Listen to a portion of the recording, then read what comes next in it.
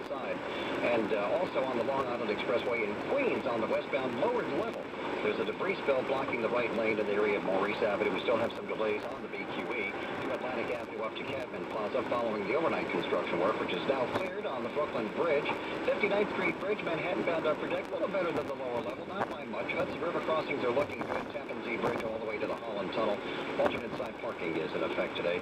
I'm Pete Torriello. Next report, 6:11 on New York's traffic station, 1010 WIN. Wednesday's time, 6:02. This portion of the news with limited commercial interruption is sponsored by your Tri-State BMW Centers. BMW, the ultimate driving machine.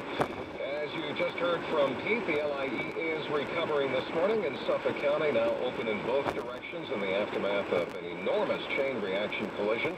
It was deadly, and in part it was a result of Superstorm Sandy, as 1010 WIN's newsman John Montone explains in this live report from Shirley this morning. John?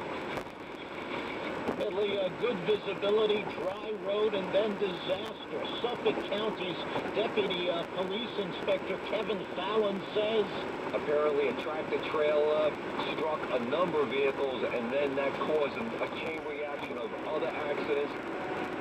And as Lee mentioned, that tractor-trailer was carrying debris from Superstorm Sandy. Almost 3 dozen, some caught fire. An eyewitness tells 1010 WINS the tractor-trailer's cab and a car burned so quickly it looked like they were melting. A 68-year-old Blue Point woman was killed. More than 30 people were injured as cars and trucks sat scattered across the roadway.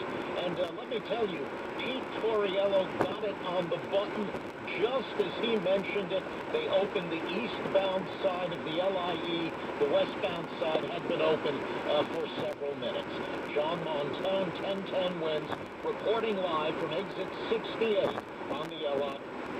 Wednesday's time, 6:04. There were 5 funerals yesterday resulting from the massacre at Sandy Hook Elementary. Today, there will be 6 teachers and students, and sadly, we are nowhere near the end of these funerals. 1010 WINS newsman Al Jones is back in Newtown once again this morning. Al?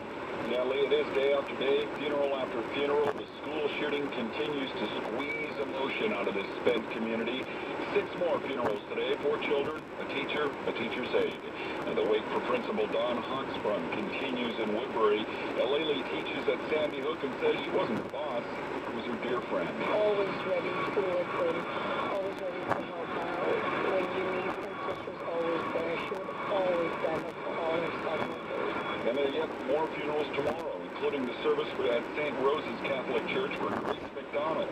When Mom takes comfort in knowing that little Grace died in the place she loved. She loved her school, Sandy Hook. In fact, this week I was telling somebody she had a stomachache one day, and I said to her, why don't you stay home with Mom? And she said, no way, I have too much fun there, and I don't want to miss anything. One resident here says the sound of helicopters above Friday has been replaced by the rumble of police motorcycles.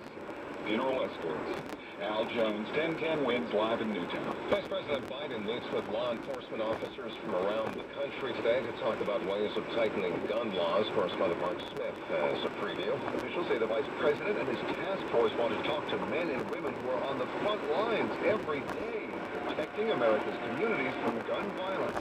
The President says he wants lots of input on the proposals being drafted, but he's also given the Biden group a hugely ambitious target, a package of specific measures that he can include in his State of the Union speech. And President Obama says he wants Congress to reinstate the assault weapons ban. In New York State, gun control advocates like Assemblywoman Michelle Schimmel are pushing to make the state's already tight gun laws even tighter. We certainly will be pushing for federal legislation as well, but we are New York State legislators, and we want to show the rest of the country and other state legislators that this should be done.